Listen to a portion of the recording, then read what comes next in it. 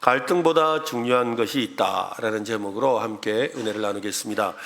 교회를 섬기다 보면 이 사람과 부딪히지 않을 수가 없지요. 교회 사역은 하나님을 섬기는 일이지만 대부분 또한 사람을 통하여 사람을 섬김으로 하나님을 이렇게 섬기게 됩니다. 좋은 동력자를 만나서 함께 섬기는 것처럼 행복한 일도 없습니다. 그런데 그 행복한 일이 때로는 괴로움으로 바뀌기도 합니다. 그것은 갈등 때문입니다. 가까운 동력자와의 갈등은 생각보다 훨씬 깊은 상처를 남깁니다. 가까운 두 집사님에게 있었던 어떤 일인데요. 두 분은 오랫동안 함께 사역을 했습니다. 두 분 모두 복음에 열정이 있었고 사람들을 사랑하는 마음도 진심이었습니다. 문제는 이 두 사람의 이 사역 스타일이 달라도 너무 달랐습니다. 한 분은 조금 더 계획적이고 또 철저하게 준비하고 움직이는 걸 좋아하는 편이었습니다. 다른 한 분은 좀 더 유연하고 즉흥적으로 반응하고 사람들과 함께하는 것을 중요하게 여겼습니다. 요즘 사람들이 자주 말하는 MBTI라고 이 성격 유형을 검사하는 게 있는데요. 그것으로 표현한다면 한 분은 이 사고형, 머리로 생각하고 생각한 것을 그대로 실행하는, 흔히들 이제 ISTJ라는 표현을 쓰죠. 그래서 그런 형이에요. 또 다른 한 분은 이 감정형에다가 또 인식형에 어떤 감정을 좀 중요하게 여기고 어떤 상황을 인식할 때마다 이렇게 파악하는 거죠. 그래서 ENFP 뭐 이런 형이에요. 서로 정반대형이죠. 서로 다르다는 건 알았지만 처음엔 그냥 스타일 차이로 넘겼습니다. 그러던 어느 날 아주 중요한 행사 준비를 하다가 의견 충돌이 생겼습니다. 한 분은 계획대로 진행해야 된다고 주장했습니다. 다른 분은 지금은 사람의 감정과 분위기를 먼저 살펴야 한다고 했습니다. 서로 이렇게 고집을 부리다 결국 감정이 상하고 말았습니다. 그날 이후에 서로 인사도 하고 대화도 나누지만 이전만큼 진심이 담기지 않게 되었지요. 마음 한구석에는 섭섭함과 서운함 때문이었습니다. 그 후로 함께 회의를 해도 시선을 마주치지 않으려고 했고 사소한 말에도 괜히 민감해졌습니다. 무슨 말을 해도 저 사람은 나를 이해하려고 하지 않아 라는 생각이 먼저 들었던 겁니다. 결국 서로 조심하게 되고 거리를 두는 관계가 되고 말았습니다. 이와 같은 비슷한 경험이 아마 여러분에게도 있을 겁니다. 그래서 어떤 분은 이 교회에서 봉사하는 것을 꺼리는 것 같습니다. 갈등을 피하고 싶기 때문이죠. 우리는 모두 관계 속에서 살아갑니다. 가정에서, 직장에서, 또 교회 안에서 가까울수록 갈등은 더 깊어지고 미묘해집니다. 사실 갈등 그 자체보다 갈등 이유가 더 힘들지요. 말을 꺼낼까 말까 망설이다가 결국 이 삼켜버린 말들, 어색한 그 침묵 속에서 괜히 피하게 되는 사람들, 한 번은 풀어야 하는데 하면서도 계속 미뤄지는 그 대화. 그런데 더 어려운 것은 그 사람이 나쁜 사람이 아니라는 걸 알기에 마음이 더 힘들지요. 나도 좋은 의도로 말했고 그도 나름의 진심이었습니다. 그런데도 관계는 멀어지고 마음엔 불편함과 거리감만 남아 있습니다. 혹시 해결되지 않은 갈등으로 인해서 마음이 다친 채로 지내는 분이 우리 가운데 혹시 있습니까? 다시 친해지고 싶지만 용기가 나지 않는 그런 사람이 우리 가운데 있습니까? 오늘 살펴볼 말씀에는 우리가 잘 아는 바울과 바나바가 등장합니다. 그들은 누구보다 신실했고 탁월한 성품을 지닌 사람들입니다. 특히 바나바는 위로의 사람으로 알려져 있을 정도로 성품 하나 끝내주는 사람이지요. 어디 부족한 것이 없는 사람입니다. 하지만 그들이 심하게 다투었다고 합니다. 그들도 하나님을 위해 사역하던 사람들이었습니다. 뜻을 함께하던 두 사람이 결국 갈라서게 되었습니다. 그 장면을 통해 우리에게 주시는 말씀이 있습니다. 갈등보다 중요한 무엇이 있다라는 거지요. 그것을 오늘 우리가 함께 살펴보려고 합니다. 사도 바울과 바나바 이 두 사람은 복음의 그 최전선에서 함께 싸웠던 전우였습니다. 정말 생사고락을 함께한 사람들이지요. 성령님의 이끄심을 함께 경험했던 동력자입니다. 예루살렘 공회에서 이방인 선교를 위한 길이 열렸다는 것에 대해서 우리가 지난주에 살펴보았습니다. 복음은 유대 땅을 넘어서 확장될 준비가 되어 있었습니다. 바로 그 시점에 바울이 바나바에게 제안합니다. 우리가 전에 주의 말씀을 전했던 우리 각 성으로 우리 다시 가서 우리 그 형제들이 어떠한가 방문하고 도움을 좀 줍시다 라고 한 거지요. 이 제안은 순전히 복음과 교회를 위한 열정이었습니다. 믿음의 공동체가 잘 자라고 있는지 돌아보고 다시 견고하게 세우자는 그런 열심이었습니다. 그런데 문제가 발생했습니다. 이 바나바의 제안 때문입니다. 37절과 38절인데요. 같이 한번 읽어보겠습니다.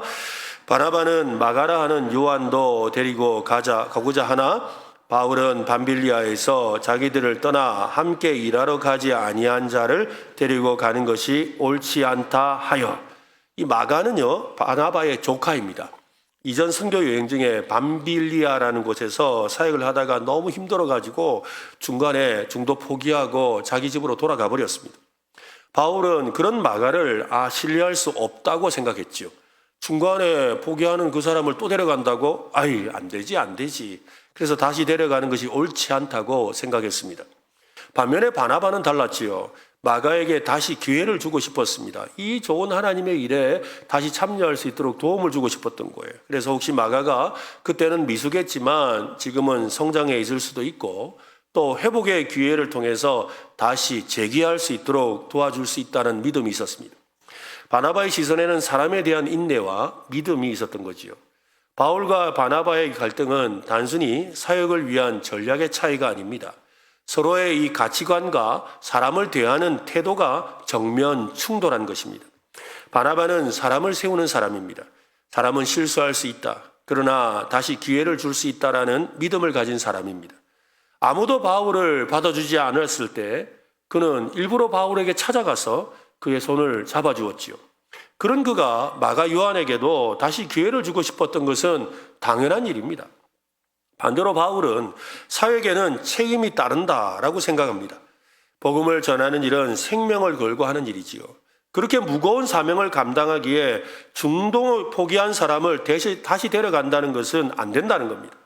그건 냉정함이라기보다는 사역의 진지함에 대한 아마도 고집이었을 겁니다. 그래서 더 마음이 아프지요. 한쪽이 옳고 한쪽이 틀리다면, 그죠? 한쪽이 옳고 한쪽이 틀리다면, 야, 네가 그 틀렸다. 야, 이거 맞는 쪽에 맞춰라. 이러면 될 텐데, 둘 다 옳은 거죠. 한 사람은 사역적으로 정말 옳은 일을 하고 싶어 하고, 한 사람은 한 사람을 세우는 일에 옳은 일을 하고 싶은 거예요. 둘 다 옳은 일을 하려고 하는 거예요. 둘 다 옳았기에 갈등이 더 깊어졌습니다. 왜냐하면 서로 다 옳다고 주장하고 있으니까요. 바울은 이 사명의 책임을 강조했고, 바나바는 사람의 회복을 소망했습니다. 세상은 이익 때문에 다투고 손해 때문에 등을 돌리지만 교회는 더 무서운 이유로 다툽니다. 바로 옳음 때문입니다. 나는 성경적으로 옳다라고 생각하고 상대방도 하나님의 뜻이라고 믿고 있지요. 그때 상황은 점차 어려워지는 겁니다. 서로가 하나님을 위한다고 하지만 마음은 서서히 다치고 또한 표정은 굳어지고 같은 주님을 섬기면서 결국 등을 돌리고 마는 겁니다. 그래서 그냥 이렇게 자리도 이쪽 끝분단에 앉고 이쪽 끝분단에 앉고 그전에는 분명히 같이 앉았었는데 저리 떨어져 앉아있고 또 그분이 2부 예배 나오는 줄 알고 3부 예배 나오고 이렇게 이제 서로 이렇게 안 부딪히려고 하는 이런 일들이 생기는 거죠. 내가 옳다고 생각하는 그 문제가 정말 옳음의 문제인지 아니면 다름의 문제인지를 잘 분별할 수 있어야 합니다. 갈등은 단지 성격 차이나 오해로만 생기는 것이 아닙니다. 서로 다른 영적 우선순위와 사역 철학 때문에도 갈등은 생깁니다. 바울은 진리 중심이었고 바나바는 사람 중심이었습니다. 사실 어느 쪽도 틀린 것은 아닙니다. 하나님 나라는 사명으로 움직여야 하고 또 은혜로 세워야 합니다. 때로는 하나님의 사역 가운데서도 충돌이 일어날 수 있습니다. 갈등은 하나님께서 우리의 사역의 깊이를 점검하시고 방향을 재정립하시는 도구가 되는 것입니다. 우리는 종종 교회 안의 갈등을 마치 부끄러운 치부처럼 숨기려고 하지요. 그러나 성경은 솔직하게 이 사건을 기록하고 있습니다. 사실 이 사도행전에 이 바울과 바나바가 갈라진 이야기 굳이 기록할 필요 없잖아요. 그냥 자연스럽게 그냥 바울이 그냥 신라를 데리고 여행을 갔다 이래도 되는데 굳이 두 사람이 싸웠다. 그것도 아주 심하게 싸웠다라는 걸 표현하고 있지요. 이렇게 기록한 이유가 무엇이겠습니까? 하나님은 그들의 갈등을 부끄러움이 아니라 진실한 신앙의 여정의 일부로 보았다는 것입니다. 지금 무슨 말이냐면 신앙생활에는 다툼도 있다 이 말입니다. 한번 해볼까요? 신앙생활에는 다툼도 있다. 예, 다툼도 있다는 거예요. 다툼 없는 신앙생활이 없다라는 거지요. 완전하고 갈등이 없는 모습만이 신앙이라는 생각을 깨트려야 합니다. 중요한 것은 그 갈등을 어떻게 대하고 그 갈등을 통해서 어떤 열매를 맺느냐에 있는 것이지요. 우리가 섬기는 부서나 셀 모임에서도 그런 일이 있을 수가 있습니다. 내가 생각하는 사역의 우선순위와 다른 누군가의 생각이 충돌할 때 갈등을 무조건 피하거나 감추지 말아야 합니다. 오히려 그 갈등의 자리에서 하나님의 뜻을 더 깊이 찾는 지혜가 필요합니다. 갈등은 감춰야 될 부끄러움이 아니라 하나님의 은혜를 경험하는 출발점이 될 수 있다는 겁니다. 여러분 혹시 지금 갈등 때문에 마음이 무겁다면 이렇게 고백해 보시기를 바랍니다. 하나님, 이 갈등조차도 주님의 도구가 되게 하소서. 한번 해볼까요? 하나님, 이 갈등도 주님의 도구가 되게 하소서. 여러분, 이 고백이 진짜 신앙인의 고백인 거예요.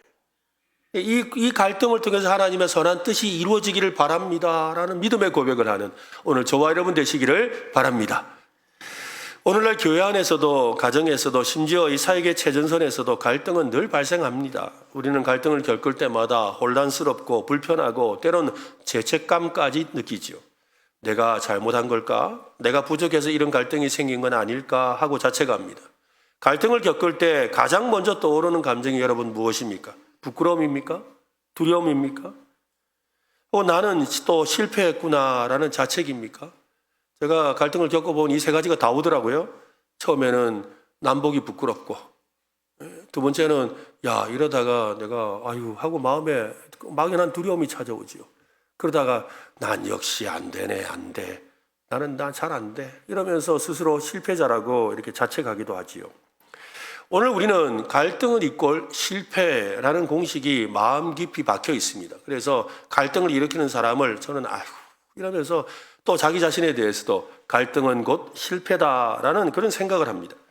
마치 갈등을 겪으면 관계도 사역도 내 신앙도 모두 무너져서 다시는 회복할 수 없는 것처럼 느낍니다. 성경은 그렇게 말하지 않습니다. 갈등이 신앙의 실패는 아닙니다. 갈등은 하나님의 섭리 가운데 우리를 한 걸음 더 성숙하게 인도하시는 과정입니다. 유명한 기독교 심리학자인 헨리 크라우드는 이렇게 말합니다. 건강한 갈등은 오히려 관계를 더 깊게 만든다. 갈등은 피할 대상이 아니라 성숙을 위한 기회다. 바울과 바나바의 이별은 잘 나가던 선교의 역사에 찬물을 끼얹는 느낌을 줍니다.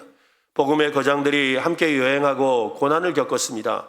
그들은 함께 수리아와 안디옥에서 파송되어서 이 첫 번째 선교 여행을 다녔습니다. 루스드라와 이고니온과 비시디아 안디옥과 같은 곳에서 수많은 유대인과 헬라인에게 복음을 전했고 때로는 돌에 맞기도 했고 감옥에 갇히기도 하고 또 쫓겨나기도 하고 또한 사람들로부터 온갖 비방을 받기도 하는 일이 있었죠. 그런 과정 속에서도 또 기적도 일어났고 가는 곳마다 교회도 세워졌습니다. 이들이 복음을 위해 함께 흘린 땀과 눈물은 전우에 가깝지요. 누구보다 멋진 동력 관계였고 하나님의 놀라운 역사를 직접 경험했습니다. 그러나 요한 마가를 다시 데려갈 것인가를 두고 의견 충돌이 심해져서 결국 헤어지게 되었습니다. 오늘 본문 39절과 40절을 한번 보십시오. 같이 읽어보겠습니다. 서로 심히 다투어 피차 갈라서니 바나바는 마가를 데리고 배 타고 그브로로 가고 바울은 신라를 택한 후에 형제들에게 주의 은혜의 부탁함을 받고 떠나 심히 다투어 피차 갈라섰다라고 기록되어 있는데요.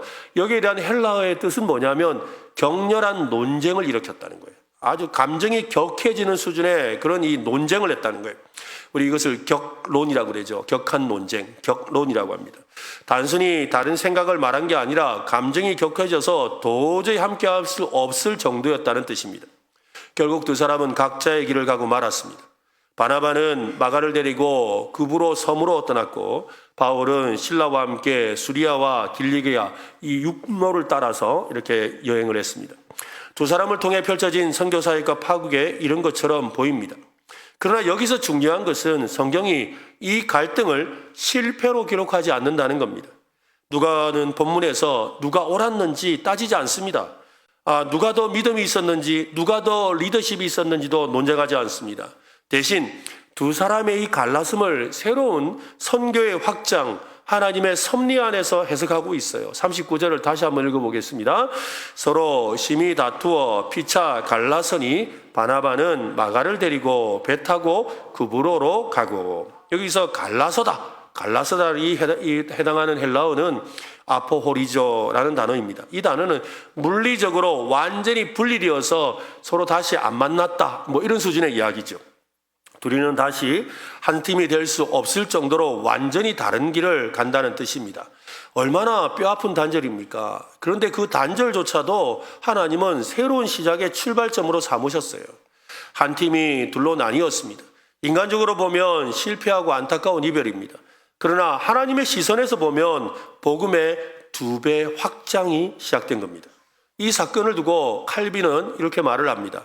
하나님의 손은 인간의 뒤엉킨 역사의 실타래를 통해 그분의 목적을 이루신다. 우리가 볼 때는 뭐 서로 다투고 해서 실패하고 분리되고 오해하고 갈등하는 이 모든 것이 막 엉켜있는 상황이지만 그러나 하나님은 그 실타래를 어떻게 풀어야 할지를 알고 계시고 그것을 통해서 더 놀라운 일을 펼치신다는 것이지요. 여러분 안에 있는 어떤 갈등의 문제도 하나님이 그렇게 풀어가실 줄로 믿으시기를 바랍니다. 그렇습니다. 실제로 우리의 삶을 한번 돌아보십시오. 여러분의 인생에도 돌이켜보면 그때 그 갈등, 그 이별, 그 아픔이 없었다면 지금의 내가 없었을 것이라는 그런 순간이 있지 않습니까? 저는 목회를 하면서 이런 이야기를 자주 듣습니다. 어떤 권사님의 이야기인데요. 목사님, 그때 저는 너무 억울했고 다 포기하고 싶었습니다. 그런데 시간이 지나고 나서 보니까 그때의 상처와 눈물이 저를 더 단단하게 만들었어요. 하나님은 그 과정을 통해 저를 바꾸셨고 결국 새로운 길을 열어주셨습니다. 사실 이건 저의 고백이기도 해요. 지난 사역을 돌아보면 저도 30년 동안 목회하면서 가만히 제 자신을 돌아보면 그렇더라고요. 늘 좋았던 일만 있는 건 아니에요. 부끄러운 것, 참 여러분에게 말하기 부끄러운 그런 어려움과 갈등과 또 정말 마음의 상처와 또한 한이 남기도 하고 또 어떤 부분들은 그런 일을 안 겪었으면 더 좋았을 걸 하는 그런 일들이 늘 생각이 납니다. 근데 그 부끄러움과 그 어려움과 힘든 그 순간이었지만 가만히 다시 한번 생각해 보면 그 힘들었던 그 갈등의 순간이 지났기 때문에 내가 여기 서 있더라고요. 그 갈등의 순간 때문에 내가 더 성숙해져 있고 또 사람을 이해하게 되었고 또 사람을 품을 수 있는 사람으로 변화되어 있는 것을 보게 된다는 것이지요. 실제로 여러분 그렇지 않습니까? 어떤 분들은 가정의 갈등 때문에 힘들어하고 어려워하고 괴로워했습니다. 그러면서 그는 마음에 생각하지요. 내가 이 가정의 이 갈등, 이런 문제를 나만 겪는 것이 아니겠지라고 생각하고 어떻게 해요? 이렇게 힘든 사람들을 내가 도와줘야 되겠다라고 생각하는 사람도 있는 거예요. 그래서 오히려 이 갈등이 자기 성숙의 기회가 되고 또 그래서 다른 사람을 도울 수 있는 데까지 나아가기도 하는 것이죠. 우리는 종종 결과만 보려고 합니다. 갈등이 있었으니 실패다, 깨졌다, 틀어졌다. 그러나 하나님은 우리를 과정으로 보십니다.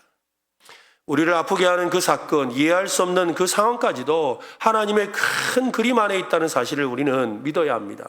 지금 내가 겪고 있는 갈등, 그 자책과 후회, 심지어 관계의 끊어짐조차도 하나님의 손에 붙들리면 은혜의 과정이 될 수 있습니다. 그러므로 우리는 이렇게 자신을 향해 외쳐야 합니다. 한번 따라해 볼까요? 내 인생의 갈등은 끝이 아니다. 내 상처와 실패는 하나님의 계획 안에 있다. 한 번 더 크게 외쳐볼까요? 내 인생의 갈등은 끝이 아니라 과정이다. 내 상처와 실패는 하나님의 계획 안에 있다. 여러분 믿습니까? 믿으시기를 바랍니다. 복음은 실패자를 새롭게 하잖아요. 복음은 갈등을 은혜로 바꾸어 버리는 겁니다. 그러니까 우리 안에 있는 그 갈등이 오히려 우리로 하여금 더 놀라운 일을 하게 하는 하나님의 방법이 된다는 거예요. 실제로 저는 그런 분들을 많이 알아요. 교회 안에서도 이렇게 사역을 하면서 의사소통에 문제가 생겨서 갈등하고 힘들어하고 그것 때문에 상처받았던 어떤 분이 있죠. 근데 그분도 그 마음의 상처를 받으면서 내가 진짜 이러면서 교회 다녀야 되나 이런 생각도 하고 그런 마음이 들었지만 기도하는 중에 그가 깨닫지요.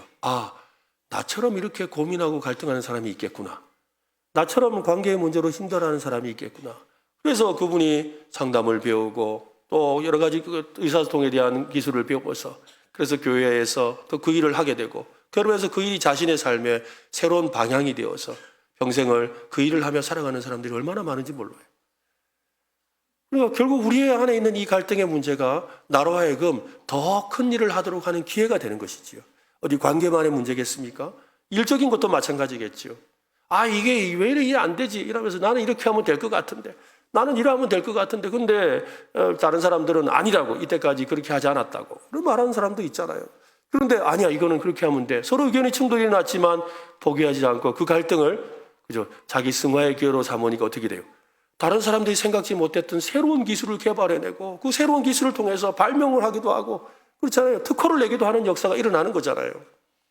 바로 이 갈등이라는 것이 그 갈등을 과정이라고 생각할 때 그때부터 놀라운 일이 펼쳐지는 거예요.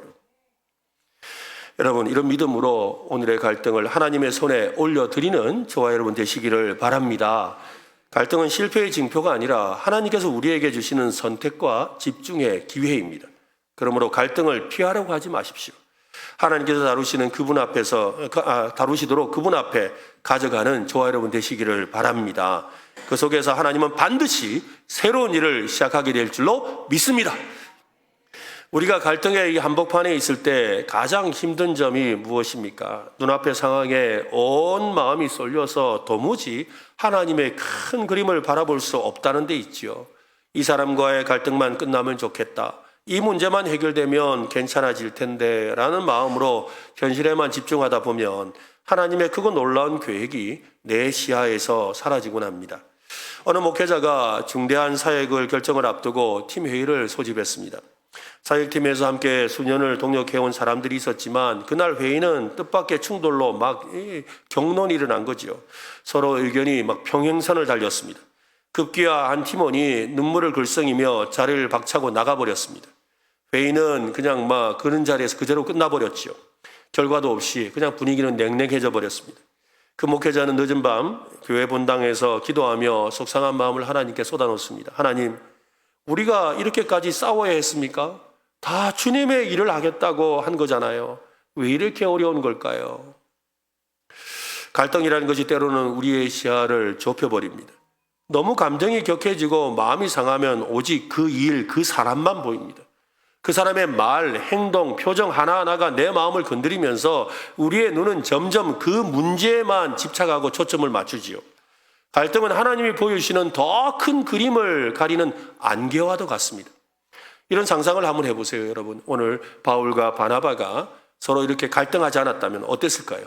그냥 아무 일도 없다는 듯이 서로 양보해서 좀 마음은 안 들지만 뭐 마가 데리고 갑시다 이러든지 아니면 바울이 당신이 그렇게 힘들어하니까 그러면 뭐 다음번에 데려가죠 하고는 서로 이렇게 서로 양보했다면 두 사람이 참 성숙하고 덕스럽게 일을 처리했다고 생각할 수 있겠지요. 하지만 오늘 본문을 보면 갈등이 있었기에 오히려 복음의 사역이 더 넓어졌고 또한 바울과 바나바, 마가 모두가 다 성숙한 인물로 세워지고 있습니다. 바울과 바나바는 심한 다툼 끝에 각자의 길을 갔습니다.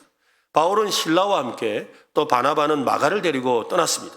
갈등의 결과로 이 복음사에게 선교사에게 두 팀이 생기게 되었고 복음이 두 갈래로 퍼져나가기 시작했습니다. 여기에 놀라운 사실이 있습니다. 바나바가 데려간 이 마가는 나중에 마가복음을 기록한 사람이 되지요. 마가복음을 기록할 정도로 인정받는 사람이 된 거예요. 마가복음을 기록할 때 누구의 도움을 받느냐면 베드로의 도움을 받아요. 이게 베드로의 일종의 수제자격이 되는 거예요. 그만큼 많은 교회에서 인정받는 사람으로 성장하게 된 거예요. 바울이 데려간 신라는 여러분 빌립보 감옥에서 바울과 함께 찬송하면서 하나님의 큰 부흥을 경험하잖아요. 시간이 흘러 바울은 감옥에 갇혀 있습니다. 그제 인생의 말년이 되어서 그는 디모데에게 편지를 보냅니다. 그는 편지를 보내며 이렇게 부탁을 하는데요. 디모데후서 4장 11절입니다. 같이 읽어봅시다. 누가만 나와 함께 있느니라. 네가 올 때에 마가를 데리고 오라. 그가 나의 일에 유익하니라. 여러분 이 말은 지금 마가랑 화해하겠다는 말일까요? 아니면 마가랑 이미 화해를 했다는 말일까요? 화해했다는 말이죠. 그러니까 이 사람이 나에게 유익하다는 거예요. 야, 마가랑 내가 죽기 전에 화해해야 되겠다고 부른 게 아니라는 거예요. 이미 그 관계가 다 회복되어 있다는 것을 전제하고 있는 거죠. 바울과 바나바, 바울과 마가 관계가 회복되어 있는 거예요. 그래서 자기의 판단할 때 마가가 나에게 너무 유익한 사람이니까 꼭 좀 데려오너라 라고 부탁을 하는 거죠. 바울과 바나바의 관계가 완전히 회복된 것이지요. 이처럼 하나님의 계획은 우리가 보는 갈등의 순간보다 훨씬 크고 깊습니다. 우리는 갈등을 관계의 끝, 실패의 증거로만 여길 수 있지만 하나님은 그 순간에도 일하고 계십니다. 갈등이 깊을수록 하나님은 우리 인생에 심으려는 은혜의 열매는 뚜렷해집니다. 하나님은 우리의 인간적인 시야를 넘어서 영혼과 미래 그리고 공동체 전체를 아우르는 큰 그림을 가지고 있습니다. 하나님은 그 갈등마저 사용하셔서 놀라운 일을 행하십니다. 혹시 도저히 풀리지 않는 갈등들, 이해할 수 없는 상처로 괴로워하고 있습니까? 하나님 앞에서 이렇게 고백해 보시길 바랍니다. 주님, 지금은 이해할 수 없지만 이 갈등조차 주님의 큰 계획 안에 있음을 믿습니다. 갈등보다 더 큰 주님의 뜻을 붙들겠습니다. 결과가 내 마음 같지 않아도 주님의 인도하심을 신뢰하겠습니다. 교회에서, 가정에서, 직장에서 상처받고 단절된 그 자리가 끝이 아님을 여러분 꼭 기억하시길 바랍니다. 하나님은 지금도 우리의 모든 갈등과 실패와 연약함을 도구로 삼아서 복음의 은혜로 우리를 변화시키고 계십니다. 혹시 누군가와 관계가 막혀 있습니까? 아직 풀리지 않은 상처가 있습니까? 여러분이 겪고 있는 그 갈등의 자리가 곧 은혜의 자리가 될 것을 믿으시기를 바랍니다. 그러므로 믿음 없는 자가 되지 말고 믿는 자가 되어야 합니다. 오늘 내 삶의 갈등과 상처와 오해와 실패를 하나님의 더 크고 깊은 계획에 맡겨드리시기를 바랍니다. 내 시야를 넘어 하나님이 행하시는 그 구원의 역사에 나와 하나님 함께하고 일하시는 그 하나님을 믿으시기를 바랍니다. 지금도 우리를 새롭게 하시고 우리 교회를, 우리 가정을, 우리 자신을 복음의 도구로 사용하시는 그 하나님의 역사를 바라보면서 오늘도 그 은혜를 붙드는 복된 성도 되시기를 예수님의 이름으로 축원합니다. 그리고 한 걸음 더 나아가서 이렇게 기도하면 더 좋겠습니다. 하나님, 저를 이 갈등의 자리에서 유익을 끼치는 도구가 되게 하여 주옵소서. 갈등을 피하는 사람이 아니라 그 갈등을 통해서 더 많은 사람들을 그 갈등 가운데 고난받는 이들을 회복하고 세워가는 일에 쓰임받는, 그래서 정말 우리의 슬픔을 사용하여서 화해의 길을 찾고 새로운 협력의 문을 열도록 도와주시기를 기도하고 이를 통해서 하나님의 큰 계획을 붙드는 저와 여러분 되시기를 간절히 바랍니다.